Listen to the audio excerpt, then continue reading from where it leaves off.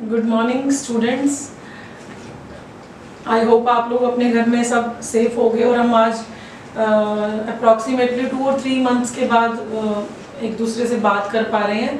मतलब आप लोग मुझे देख पा रहे हैं और we people miss you so much in school, क्योंकि आप लोगों की शरारतें और जो शोर है वो अब हमें सुनने को नहीं मिल रहा है। तो हम सब घर पर रह रहे हैं क्योंकि कोविड-19 इसके पीछे एक रीज़न है, क्योंकि वो एक ग्रेट पेंडेमिक के रूप में हम सबके सामने आई है और उसने पूरे ग्लोब को मजबूर कर दिया कि हम सब लोग अपने अपने घरों में रहें। बट अब हम लोगों ने इसलिए प्लान किया कि आपकी स्टडीज़ का नुकसान ना हो, तो इसलिए हम लोगों ने ऑनलाइन क्लासेस शुरू की हैं। तो here I am in front of you people. मैं आपको इंग्लिश पढ़ाऊंगी, जैसे आपको पता ही है ऑलरेडी, आप सब लोग मुझे जानते हो, है ना। तो आज हम सबसे पहले अपना सब्जेक्ट स्टार्ट करने से पहले हम लोग पेपर पैटर्न लाइक सिलेबस जो है उसको डिस्कस करेंगे। तो आपको मैं बताना चाहूँगी कि कैसे आपका पेपर जो कमिंग आपका सेशन है उसमें जो आपके फाइनल बोर्ड क्लास का जो पेपर है वो किस तरह आएगा, तो वो सेक्शंस में कैसे डिवाइड होगा। तो लेट्स स्टार्ट विद दैट। तो be ready and take your notebook and pen ताकि आप इस जो इम्पोर्टेंट पॉइंट्स और जो पैटर्न है उसको अपनी कॉपीज पर नोट कर सकें। एज यू पीपल नो, आपके सब्जेक्ट का नाम जो है इंग्लिश कोर है और इसका कोड है 301, ठीक है। और आपकी बोर्ड क्लास है, तो अब आपको अपनी स्टडीज़ को और भी ज़्यादा ध्यान से ही करना, सीरियस होकर करना पड़ेगा, क्योंकि एक तो ड्यू टू कोविड-19 आपकी स्टडीज़ का पहले ही आई थिंक लॉस हो चुका है और अब हम उस लॉस को कवर अप करने की कोशिश कर रहे हैं। हम लोग इतनी कोशिश कर रहे हैं तो आपको भी करनी चाहिए। तो लेट्स स्टार्ट। हमारा पेपर स्टार्ट होगा सेक्शन ए से, जिसके अंदर सबसे पहले आएंगे रीडिंग कम्प्रीहेंशंस, जो कि 20 मार्क्स के होंगे। रीडिंग कम्प्रीहेंशंस आप बहुत ही आई थिंक फिफ्थ और सिक्स्थ क्लास से आप करते आ रहे हो, है ना। तो आपको पता ही है कि कॉम्प्रीहेंशन क्या होता है। एक पैराग्राफ दिया होता है और उसमें हिंट्स होते हैं और उससे रिलेटेड फिर आगे क्वेश्चंस होते हैं, तो हमें उन क्वेश्चंस के आंसर फाइंड आउट करके पैराग्राफ में से लिखने होते हैं। तो जैसे जैसे आपकी क्लासेस का ग्रेड बढ़ता है तो वो कम्प्लेक्सिटी ऑफ पैराग्राफ जो है वो बढ़ जाती है। तो you are senior most class of the school. तो इसमें सेक्शन ए में 2 पैसेजेस होते हैं, 2 कॉम्प्रिहेंशंस होते हैं। जो सबसे पहला है that is one unseen passage with a variety of objective type questions, है ना। जो आपका पहला अनसीन पैसेज आएगा ना, उसके अंदर बहुत सारे ऑब्जेक्टिव टाइप क्वेश्चंस आएंगे। ऑब्जेक्टिव में क्या होते हैं, 1 वर्ड हो जाते हैं, मल्टीपल चॉइस एमसीक्यूज हो जाते हैं एंड शॉर्ट आंसर क्वेश्चन, मतलब वन लाइन आंसर्स हो जाते हैं, ठीक है। और ये कॉम्प्रिहेंशंस, ये क्वेश्चंस पूछे जाते हैं to assess the comprehension, interpretation and inference vocabulary such as word formation and inference of meaning will also be assessed। ये जो क्वेश्चंस पूछे जाते हैं तो आपको comprehension, जो आपका पैराग्राफ दिया होता है, वो असेस करने के लिए होते हैं कि आपकी इंटरप्रिटेशन कैसी है, आप इंटरप्रेट कैसे करते हो पैराग्राफ को, और इन्फ्रेंस मतलब उसके अंदर से आप मीनिंग कैसे गेन करते हो, ठीक है ना। उसके लिए वोकैबुलरी भी होती है, कई बार वर्ड फॉर्मेशन होती है, कई बार इन्फ्रेंस होता है, लाइक एंटोनिम और सिनोनिम्स आपसे पूछे जाते हैं, या आपसे सिमिलर मीनिंग के वर्ड्स पूछे जाते हैं। आपको एक डिफरेंट वर्ड दिया जाता है और आपसे पूछा जाता है कि इससे मिलता जुलता वर्ड आपके कम्प्रीहेंशन में कहाँ यूज़ किया गया या कौन सा वर्ड यूज़ किया गया, तो आपको उसको लिखना होता है।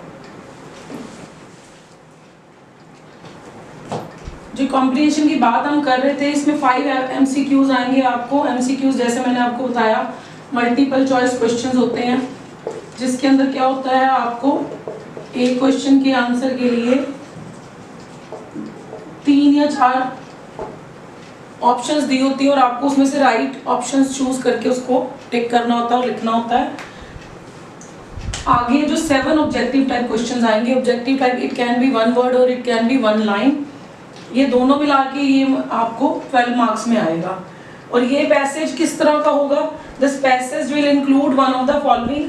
जो पैसेज है वो किस तरह का हो सकता है, इसमें इंक्लूड हो सकता है जैसे फैक्चुअल पैसेज, फैक्चुअल जो कि कोई आता है रियल लाइफ इंसिडेंट होता है, कोई घटना होती है जिसके जैसे कोई डिस्क्रिप्शन होगी, डिस्क्राइब कर दिया किसी इंसिडेंट को, कोई रिपोर्ट होगी एक्सेट्रा। अगला हो सकता है डिस्क्रिप्टिव पैसेज। डिस्क्रिप्टिव पैसेज कैसा हो सकता है, which can be argumentative, है ना, डिस्क्राइब किया होता है, उसके बारे में एक सिचुएशन होती है, उसके बाद उसको डिस्क्राइब किया होता है, डिस्क्रिप्टिव, है ना। और हम वो आर्ग्यूमेंटेटिव होता है, उसके अंदर लाइक कुछ लोग उसके फेवर में बोलते हैं और कुछ उसके अगेंस्ट बोलते हैं। देन उसके बाद है लिटरेरी पैसेज। लिटरेरी पैसेज ये एक्सट्रैक्ट होते हैं किसी फिक्शन में से, पोइट्री में से या बायोग्राफी में से। जो लिटरेचर का पार्ट होते हैं, है कई बार क्या होता है, कोई फिक्शन है, कोई शॉर्ट स्टोरी है या कोई ड्रामा है, सॉरी नॉवल है, उसमें से कोई पैसेज ले लिया जाता है ना, इम्पॉर्टेंट।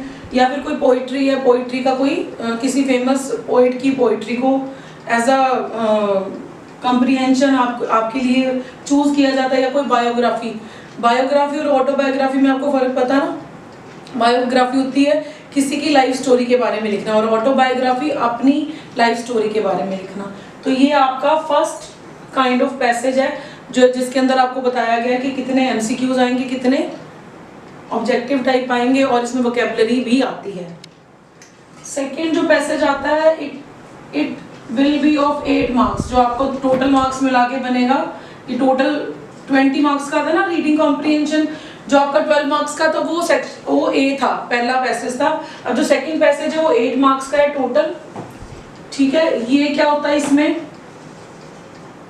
8 मार्क्स का है। ये सेकंड पैसेज जो है वो 400 से 500 वर्ड्स का होता है। जो पहला पैसेज था वो 800 to 900 वर्ड्स का था। अब ये 400 to 500 वर्ड्स का होता है। इसमें नोट मेकिंग होती है और एब्स्ट्रैक्शन विल बी असेस्ड, जो कि आपको मेन जो पॉइंट्स है या इम्पोर्टेंट पॉइंट्स होते हैं उसको एब्स्ट्रैक्ट करना, जो आप कर पाते हो किस क्वालिटी के साथ उसको आप एब्स्ट्रैक्ट करते हो, वो उसको असेस करता है एग्जामिनर, ठीक है। जो नोट मेकिंग जैसा हमने +1 में आपको ऑलरेडी पता ही है, आपको एक बड़ा सारा लेंदी पैसेज दिया जाता है नियर अबाउट 400 to 500 वर्ड्स। उसमें से क्या करना होता है आपको, उसमें से आपको इम्पॉर्टेंट जो है हेडलाइंस काइंड ऑफ थिंग, मतलब आपको पॉइंट्स ढूंढने होते हैं और फिर उसमें से आगे फिर सब पॉइंट्स ढूंढने होते हैं, दैट इज नोट मेकिंग।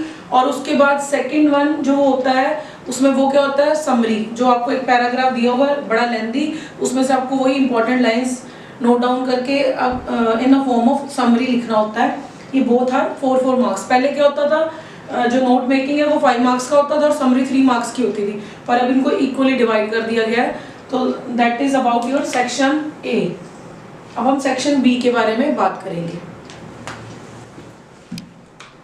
अब बच्चे आपका आ जाता है सेक्शन बी, जो कि 30 मार्क्स का है, ठीक है। इसके अंदर ये राइटिंग सेक्शन स्टार्ट हो जाता है, आपकी राइटिंग स्किल्स के बारे में, जिसे हम क्रिएटिव राइटिंग बोलते हैं। इसमें जो एग्जामिनर है ना आपकी क्रिएटिविटी असेस करता है, वो देखता है कि हाउ क्रिएटिव यू आर और आपकी जो राइटिंग स्किल्स है वो कैसी हैं। मतलब इसके अंदर सिर्फ आपका वो कंटेंट नहीं देखता, वो आपका एक्सप्रेशन भी देखता है, कॉन्टिन्यूटी देखता है भी, आप जो सेंटेंसेस आप जो जोट डाउन करते हो वो इन अ सीक्वेंस है कि नहीं, कहीं हाफजार्ड मैनर में तो नहीं है। और वो आपका ऑब्वियसली जो राइटिंग स्किल्स, जो राइटिंग लाइक हम बोल देते हैं ग्रामेटिक, जो आपकी ग्रामेटिक एबिलिटी उसको भी असेस करता है वो। इसमें सबसे पहले ए पार्ट में आ जाता है एडवर्टीजमेंट्स, है ना, एंड नोटिस आपको पता ही है। अब हम इसके बाद हम नोटिस का जो सही पैटर्न है उसके ऊपर भी एक लेक्चर लगाएंगे। एडवर्टीजमेंट जैसा आपको बताया था मैंने, पहले भी हमने लास्ट क्लास में भी किया है। एडवर्टीजमेंट क्या होती है, जब हमने किसी भी इंस्टीट्यूट ने अपनी सर्विसेज या अपने गुड्स को सेल करना होता है, तो वो मोड ऑफ एडवर्टीजमेंट जो है उसको यूज़ करता है, क्योंकि एडवर्टीजमेंट वो सोर्स है जिससे लोगों को आपकी सर्विसेज प्लस आपके पास जो प्रोडक्ट्स हैं उसके बारे में लोगों को पता लगता है। क्योंकि ऐसे तो क्या पता लगता है, कोई डॉक्टर है उसने अगर अपना क्लिनिक खोल लिया तो जो उसके सराउंडिंग्स के लोग हैं उनको तो पता लगता है, पर जो दूर लोग हैं या out of city, out of उसकी रीजन के लोग हैं उनको नहीं पता लगता। तो वो क्या यूज़ करता है, मोड ऑफ एडवर्टीजमेंट, अपनी जो क्लिनिक है उसको लोगों तक पहुँचाने के लिए। और नोटिस जो एडवर्टीजमेंट है वो भी 2 तरह की होती है, एक तो डिस्प्लेड होती है, एक क्लासीफाइड होती है। क्लासीफाइड जैसे आपको बताया न्यूज़पेपर में दी होती है, जो कि एक छोटे से बॉक्स में होती है और बिल्कुल उसमें सिर्फ इम्पॉर्टेंट पॉइंट्स होते हैं भी। जैसे हाउस फॉर रेंट है तो उसमें बताया जाता beautiful house is to let for rent, और फिर उसकी डिस्क्रिप्शन दी जाती है कि उसमें कितने कमरे हैं, या बाथरूम, टॉयलेट, किचन कैसी है, उसमें कोई पार्किंग के लिए स्पेस अवेलेबल है कि नहीं। और एक होती है डिस्प्लेड एडवर्टीजमेंट। डिस्प्लेड एडवर्टीजमेंट क्या होती है, जिसके अंदर जो कलरफुल होती है, जिसके अंदर पिक्चर्स वगैरह भी डाली होती हैं। आपने न्यूज़पेपर में देखा होगा ना, जो संडे का न्यूज़पेपर होता है उसमें ना क्लासिफाइड एडवर्टीजमेंट भी दी होती हैं और डिस्प्लेड भी होती है। डिस्प्लेड तो एवरीडे होती है, जैसे कोई नया स्कूल खुला है या कोई अब जैसे एडमिशन्स डेज है तो कॉलेजेस स्कूल्स अपनी एडवर्टीजमेंट करते हैं, है ना। कोई आप जाते हो मार्केट में भी आप देखते हो होर्डिंग्स लगे होते हैं, that is also displayed advertisement. उसके बाद आता है नोटिस राइटिंग। नोटिस राइटिंग आप लोगों को पहले भी पता है, जैसे कि कहीं पर अगर कोई कमिंग इवेंट आ रहा है, इंपॉर्टेंट इवेंट है, या कोई भी फोर्थ इन फ्यूचर कोई एक्टिविटी होनी है हमारे स्कूल में। हम एग्जांपल अपने स्कूल की ले लेते हैं, लेट्स से भी हमारे लॉर्ड ड्रामा स्कूल में एक drawing and painting competition organise हो रहा है, तो हमने बच्चों को इनवाइट करना उसमें पार्टिसिपेट करने के लिए, तो हम उन्हें कैसे इन्फॉर्म करेंगे। तो जो नोटिस बोर्ड लगा होता है, नोटिस बोर्ड इसीलिए होता है, उसमें इंपॉर्टेंट जो अनाउंसमेंट्स होती हैं अपकमिंग इवेंट्स की या कुछ भी है, उसके लिए नोटिस बोर्ड पर नोटिस लगते हैं। तो वो नोटिस उस जो हमने जैसे मैंने बताया आपको एडवर्टीजमेंट, हमने सॉरी नोटिस लोगों को इन्फॉर्म करना है ड्राइंग एंड पेंटिंग कंपटीशन के लिए स्टूडेंट्स को, तो हम क्या करेंगे, उस पर एक नोटिस डिस्प्ले कर देंगे। और जो बच्चों को भी पता है कि जो कोई इंपॉर्टेंट अनाउंसमेंट होनी है तो वो नोटिस बोर्ड के थ्रू ही उन्हें पता लगेगी, ठीक है। इसको और जैसे पोस्टर आपको बताया, पोस्टर क्या होते हैं। पोस्टर्स जैसे अब आप कई बार मार्केट में जाते हो, है ना, जैसे माल रोड पे थोड़े दिन ना पहले लास्ट ईयर ना एक होर्डिंग लगा हुआ था ELI, सिर्फ एक वाइट मतलब उनका होर्डिंग था और उसके ऊपर रेड से ELI लिखा हुआ था। तो वो हम सभी जगह इतनी बड़ी बड़ी होर्डिंग्स लगे थे, सिर्फ ELI लिखे हुए, है ना। तो हम लोग सभी सोच रहे थे ये क्या है क्या। तो इस तरह के होर्डिंग्स, ये poster a kind of poster ही होते हैं। ये हमारे मन में उसने क्यूरियोसिटी पैदा की ना, तो हम लोग जानने की हमारे में बहुत ज़्यादा क्यूरियोसिटी होगी भी ये है क्या चीज़। तो हमें सबको बाद में पता लग गया that is ELI, that is Eli, जो आपका IELTS इंस्टीट्यूट है, इंग्लिश लैंग्वेज इंस्टीट्यूट, है ना। तो ये इसे बोलते हैं पोस्टर, जिसके ऊपर काइंड ऑफ एडवर्टीजमेंट ही होती है, पर poster can be in public interest also. जैसे कि म्यूनसिपल कॉरपोरेशन लोगों को अपने आसपास सैनिटेशन के लिए अवेयर करती है, तो भी पोस्टर लगते हैं। जैसे पिछले दिनों लगा स्वच्छ भारत अभियान के पोस्टर्स लगे हुए थे, और आजकल ड्यू टू कोविड-19 हमें अपनी सैनिटेशन और ये स्वच्छ भारत अभियान को और ज़्यादा प्रमोट करने के लिए अब आने वाले टाइम में हमारी गवर्नमेंट है इस तरह के पोस्टर्स और भी लगवाएगी। तो पोस्टर कैन बी बोथ, है ना, फॉर बिजनेस पर्पसेस और फॉर पब्लिक इंटरेस्ट, ठीक है। ये जो है दैट इज फॉर्मल और इनफॉर्मल इनविटेशन। उसके बाद इनविटेशन क्या होता है, जैसे आपके कहीं कोई फंक्शन है, कोई बर्थडे पार्टी है, कोई मैरिज है, तो हम लोग क्या करते हैं, इनविटेशन कार्ड छपवाते हैं, तो हम लोग इनवाइट करते हैं। फॉर्मल और इनफॉर्मल में क्या फ़र्क है। फॉर्मल इनविटेशन ऐसे होता है, कोई किसी इंस्टीट्यूट का कोई इनॉग्रेशन है तो हम उसमें किसी जज को बुला लेते हैं ना, या फिर जैसे हमारे स्कूल में लगाए लॉर्ड ड्रामा में दुशहरा फेस्टिवल हम लोग बड़ा मतलब हमारा इंस्टीट्यूट बड़े धूमधाम से मनाता है ना, तो हम लोग क्या करते हैं उस फंक्शन को शुरू करने के लिए, इनॉग्रेट करने के लिए एवरी टाइम जो हमारे प्रेसिडेंट सर हैं वो किसी ना किसी बड़ी हस्ती को बुलाते हैं। कई बार कोई हाई कोर्ट के जज आते हैं, या फिर कोई जैसे एक बार हमारे यहाँ एजुकेशन मिनिस्टर भी आए थे, है ना। तो वो दैट इज क्या होता है, ये उनको इनवाइट कैसे किया जाता है, थ्रू फॉर्मल इनविटेशंस। और इनफॉर्मल क्या है, जैसे आपकी बर्थडे पार्टी है, आपने अपने फ्रेंड्स को इनवाइट किया। पहले जब हम लोग कॉलेज में पढ़ते होते थे ना, तब उस टाइम पे ना इनविटेशन कार्ड्स हुआ करते थे, जो कि जैसे आर्चिस गैलरी या कार्ड गैलरीज पे मिलते, तो हम लोग वो भर के अपने फ्रेंड्स को इनवाइट किया करते थे बर्थडे पे, है ना। तो अब आजकल पता नहीं आप लोगों में क्या ट्रेंड चलता है, तो those are called informal invitation, ठीक है। हम फ्रेंड सर्कल में जो ये अपने रिश्तेदारों में जो बांटते हैं, मैरिज कार्ड होते हैं जो वो इनफॉर्मल प्लस फॉर्मल दोनों होते हैं, क्योंकि डिपेंड करता है हम उसको किसको इनवाइट कर रहे हैं ना। और उसके बाद उन इनविटेशंस का रिप्लाई, नॉर्मली क्या ट्रेंड होता है कि जो इनविटेशन आपको मिलता है तो उसका एक रिप्लाई भी देना होता है कि whether I am attending your function और नॉट, है ना। तो वो भी इसके अंदर आते हैं। ये दैट इज शॉर्ट क्वेश्चंस। ये जो राइटिंग स्किल में शॉर्ट क्वेश्चन है, इनमें से आपको 2 क्वेश्चंस दिए होंगे, जिसमें से कि आपको एक क्वेश्चन अटेम्प्ट करना पड़ेगा जो कि सिर्फ 50 वर्ड्स में होना चाहिए। और जो वर्ड लिमिट है ये बहुत मैटर करती है। अगर वर्ड लिमिट आप 50 से 100 कर दोगे तो आपके क्वेश्चन को क्रॉस कर दिया जाएगा, बट अगर 50 to 60 it can be possible, manageable होता है, मैनेज कर लेता है एग्जामिनर। उसके बाद सेकंड आता है लेटर बेस्ड ऑन वर्बल और लेटर्स होते हैं बेस्ड ऑन वर्बल और विजुअल इनपुट, जो आपको एक सिचुएशन दे दी जाती है उसके ऊपर बेस्ड होते हैं। इसमें 2 लॉन्ग क्वेश्चन आएंगे जिसमें से कि आपको एक अटेम्प्ट करना होगा क्वेश्चन और उसको आपको आंसर करना होगा 120 to 150 वर्ड्स, मतलब वर्ड्स मिनिमम 120 और मैक्सिमम 150, ठीक है। इससे ज़्यादा या कम नहीं होने चाहिए, नहीं तो आपको मार्क्स नहीं मिलेंगे। अब आपको हम बात करेंगे लेटर्स किस तरह की होनी चाहिए, कितने टाइप्स की होनी चाहिए होती है। मतलब नॉर्मली बिजनेस लेटर में क्या कुछ आ जाता है। बिजनेस लेटर में जैसे हम कहीं पे हमें कहीं कोई बुक्स ऑर्डर करनी है ना, या फिर हमें किसी से कोई इंक्वायरी चाहिए। इंक्वायरी कैन भी आपने किसी टूरिस्ट प्लेस पर घूमने जाना है, तो वहाँ पर कोई रिजॉर्ट है, आप रिजॉर्ट से इंक्वायरी मतलब डिमांड करते हो कि आपके रिजॉर्ट में आप क्या फैसिलिटीज़ अवेलेबल कराते हो और आपके यहाँ घूमने के लिए कौन से पॉपुलर प्लेसेस हैं। और जैसे बुक्स ऑर्डर करनी है, वो भी आप पब्लिशर को लेटर लिखते हो भी आपके पब्लिकेशन से हमें ये बुक्स चाहिए और वेदर आपके पास वो बुक्स अवेलेबल हैं कि नहीं है ना, इस तरह की। ये those are called business letters. Letter to editor हम लोगों ने पहले की हुई है।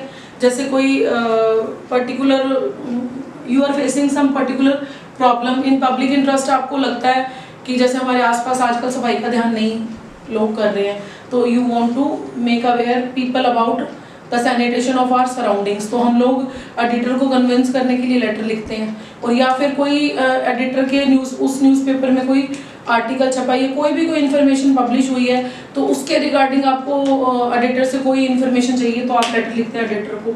उसके बाद application for a job, third kind का क्या है कि आपको किसी इंस्टीट्यूट या किसी कंपनी ने, मल्टीनेशनल कंपनी ने कोई जॉब मतलब निकाली है और आपने न्यूज़पेपर में उस जॉब के बारे में पढ़ा है और आप उस जॉब के लिए उस कंपनी में अप्लाई कर रहे हैं, तो इस तरह की जॉब, ये जो सारी इन्फॉर्मेशन होती है, अभी कौन सी कंपनी है, कौन सी पोस्ट है, आपको कहाँ अप्लाई करना, वो आपको क्वेश्चन में दिया होगा, ठीक है। तो आप उस जॉब के लिए अप्लाई करते हैं। और इसमें मोस्ट प्रॉब्लम ज़्यादा इंपॉर्टेंट क्या होता है, इसमें आपको साथ में अपना रिज्यूमे जो है वो अटैच करना पड़ता है, क्योंकि उस कंपनी को कैसे पता लगेगा कि whether you are perfect for that job और नॉट, ठीक है। अब हम थर्ड काइंड करेंगे।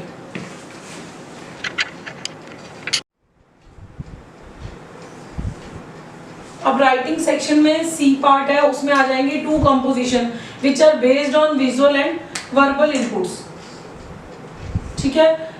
ये डिस्क्रिप्टिव भी हो सकते हैं और आर्गुमेंटेटिव भी। आर्गुमेंटेटिव आपको जैसे पता है कि जिसके अगेंस्ट या फेवर में बोले, मतलब 2 तरह के लोग होते हैं, कुछ लोग उनके फेवर में आर्गुमेंट करते हैं, कुछ लोग उनके अगेंस्ट करते हैं, तो वो अपने नेचर में होती है। सच एज है ना, ये क्या होते हैं एक्चुअल में, ये या तो आर्टिकल होते हैं, या डिबेट होती है, या स्पीच होती है, और या फिर रिपोर्ट हो सकते हैं, ठीक है। 2 very long answer type questions होंगे इससे, जिसमें इंटरनल चॉइस होगी।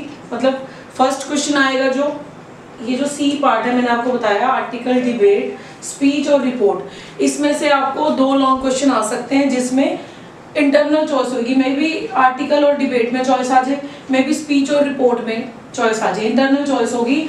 और 2 क्वेश्चन आपको अटेम्प्ट करने होंगे जिनकी मैक्सिमम वर्ड लिमिट 200 होगी और मिनिमम 150, मतलब 150 से 140 होंगे तो इट कैन बी क्रॉस्ड, और 200 से इट कैन बी 205 और 210 वो एक्सेप्टेबल होता है। बट अगर आपने अंडर वर्ड लिखे, मतलब वर्ड्स कम लिखे, तो वो जो आपका आर्टिकल या स्पीच, रिपोर्ट, वट जो भी होगा उसके मार्क्स नहीं लगेंगे। और ये जो इसके अंदर जो इश्यूज है ना, लाइक जो स्पीच और डिबेट में या राइटिंग में, वो उसमें तकरीबन कंटेम्प्रेरी इश्यूज आते हैं जो कि आजकल सोसाइटी में प्रिवलेंट होते हैं।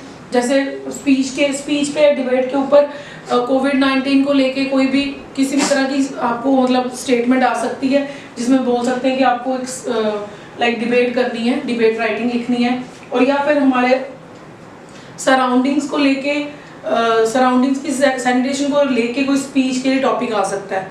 तो ये जो होते हैं इनमें मतलब डिबेट और स्पीच राइटिंग में नॉर्मली कंटेम्प्रेरी टॉपिकल इश्यूज आते हैं जो कि आपको लिखने होते हैं। तो मैं आपको यही मतलब सुजेस्ट करूंगी कि जो अब आप इन प्रेजेंट जो आपके सराउंडिंग्स में अगर कोई सीरियस मैटर चल रहा होता है या कोई टॉपिक चल रहा होता है, तो उसके बारे में you should be well known, आपको उसके बारे में पता होना चाहिए, ताकि अगर आपको कई बार कोई टॉपिक आ जाता है तो आपको कई बार उस टॉपिक का मतलब ही नहीं पता होता वो पूछ क्या रहे हैं, कई बार वर्ड्स ही ऐसे होते हैं जो आपने कभी सुने ही नहीं होते। वो क्यों नहीं सुने होते? क्योंकि वो आपकी इग्नोरेंस होती है, केयरलेसनेस होती है। ठीक है, अब हम अगला पार्ट करेंगे। Now section C which is of 30 marks, that is the last section of your book, sorry your paper. इसमें क्या होगा, सबसे पहले तो आपके 8 ऑब्जेक्टिव टाइप क्वेश्चंस आएंगे, ठीक है, जिसमें से 4 होंगे पोइट्री में से और 4 होंगे one of prose extract to assess comprehension and appreciation. ठीक है, 4 जो होंगे किसी प्रोज के एक्सट्रैक्ट में से आपको ढूंढ के उसके, जैसे एज इट इज आप पहले छोटी क्लासेस में कॉम्प्रिहेंशन पैराग्राफ में से आंसर्स ढूंढ के लिखा करते थे, तो मतलब 2 एक्सट्रैक्ट आएंगे आपको, एक पोइट्री का एक्सट्रैक्ट होगा और एक प्रोज का एक्सट्रैक्ट होगा, जिसमें से आपको मतलब पैराग्राफ होगा जिसमें से आपको 4 क्वेश्चन आएंगे और आपको चारों को उस एक्सट्रैक्ट में से आंसर फाइंड आउट करके उसको आंसर करने होंगे। और ये दोनों ही 4-4 मार्क्स के होंगे, मतलब बोथ आर ऑफ 8 मार्क्स। तो ये 8 नंबर का जो है आपका सेक्शन कवर हो जाता है। नाउ सेकंड वन है, सेकंड में क्या होगा, there will be 7 short answer questions, जिसमें से आपको किसी 5 के मतलब out of 7 you have to choose 5 questions to answer based on prose, drama, poetry from both text, मतलब फ्लेमिंगो और विस्टास जो आपकी 2 बुक्स हैं उसमें से दोनों में से किसी भी हिस्से में से, whether it can be from prose और it can be from poetry और it can be from drama. इसमें से आपको 7 क्वेश्चंस होंगे, मतलब सारा जो सिलेबस होगा लिटरेचर पार्ट का, ठीक है, वो सारे उसमें से 7 क्वेश्चंस आएंगे और आपको 5 अटेम्प्ट करने हैं। ठीक है, और ये जो होंगे पर क्वेश्चन 2 मार्क्स का होगा, मतलब 10 मार्क्स का यहाँ पर आपका पेपर कवर होगा। मतलब 18 मार्क्स का हमने कवर कर लिया 30 में से। अब यहाँ पर रह गए 12 मार्क्स। इसमें रह गए 2 लॉन्ग क्वेश्चंस, जिसमें से थर्ड वन इज जिसमें आपको 2 लॉन्ग आंसर क्वेश्चंस दिए होंगे, इंटरनल चॉइस होगी और आपको एक क्वेश्चन का आंसर देना है। मतलब you have to answer 1 question out of 2 long answer questions. ठीक है, इसमें जो वर्ड की वही वर्ड्स की मैक्सिमम लिमिट 150 और मिनिमम 120 है, जैसे कि आपको पहले बताया था मैंने, उसमें थी आपकी रिपोर्ट और स्पीच राइटिंग में। आपको फिर अगेन मैं अवेयर कर रही हूँ, ना तो आपको अंडर वर्ड अटेम्प्ट करना है, ना ही आपको ओवर वर्ड्स अटेम्प्ट करना है। और इसमें वही again global comprehension beyond the text, मतलब ये वैल्यू बेस्ड भी हो सकते हैं और ये जर्नल डायरेक्ट, वैसे प्रेफरेबली डायरेक्ट क्वेश्चनिंग आपको नहीं आती है, नॉर्मली वैल्यू बेस्ड होते हैं, या आपको जैसे कोई भी चैप्टर है उसमें अगर आपको कोई जो भी डिस्कस किया उससे रिलेटेड कोई भी आपको वैल्यू बेस्ड क्वेश्चन आ सकता है। Now fourth one is again a long question, जिसमें फिर अगेन इंटरनल चॉइस है, you have to answer 1 question out of 2 long answer questions. फिर वर्ड लिमिट अगेन सेम है, 1 मिनिमम वर्ड्स 120 और मैक्सिमम 150। ठीक है, फिर अगेन ये वही है, global comprehension along with analysis and beyond the text. मतलब कोई भी जो आएगा क्वेश्चन वो वैल्यू बेस्ड होगा। आपको कुछ हो सकता है, कुछ एनालाइज करने को हो, कुछ पूछा जाए कि अगर आप इस कैरेक्टर की जगह होते तो आप उस टाइम क्या डिसीजन लेते, इम्पल्सिव, उसने ये डिसीजन लिया तो आप क्या करते। तो इस तरह के वैल्यू बेस्ड क्वेश्चन और एनालिटिकल क्वेश्चन आपको आ सकते हैं। ये दोनों क्वेश्चन 6 मार्क्स के हैं। एक क्वेश्चन तो आपको फ्लेमिंगो में से आएगा, ठीक है, और दूसरा क्वेश्चन आपका विस्टास में से आएगा। तो बोथ आर ऑफ 6 मार्क्स, मतलब ये 12 मार्क्स के हो गए। और आपका जो ये जो सेक्शन सी है इट इज ऑफ 30 मार्क्स और ये अटेम्प्ट होता है। जो क्वेश्चन आएंगे आपको, जो राइटिंग सेक्शन आएगा, मतलब जो रिटन में पेपर करना है, वो 80 मार्क्स का आएगा। और इंटरनल असेसमेंट आपको आएगी ऑफ 20 मार्क्स की। जो इंटरनल असेसमेंट है वो आपकी स्कूल में जो आपके टेस्ट होते हैं, रिटन एग्जाम्स होते हैं, ठीक है, इन सब के ऊपर बेस्ड होगी।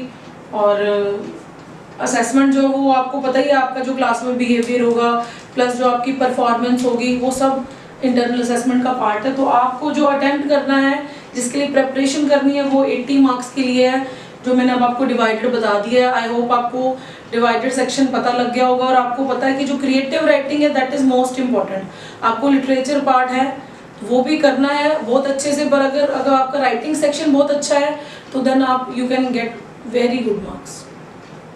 तो आई होप आपको सब समझ। आपकी 2 बुक्स हैं जैसे मैंने इसमें बताया, एक फ्लेमिंगो एक विस्टास है। Both are very interesting books. इसमें पोइट्री भी कवर होगी, प्रोज भी होगा, ड्रामा, सब कुछ मिलेगा आपको। और अगेन हम लास्ट ईयर की तरह बड़ा इंटरेस्टिंग वे में अपना ये जो सिलेबस है, करिकुलम है, वो हम कंप्लीट करेंगे। और हमने अब आज से स्टार्ट किया और मुझे उम्मीद है आपको ये सेशन पसंद आया होगा। और नेक्स्ट हम फिर मिलेंगे नेक्स्ट लेक्चर में। Thank you so much.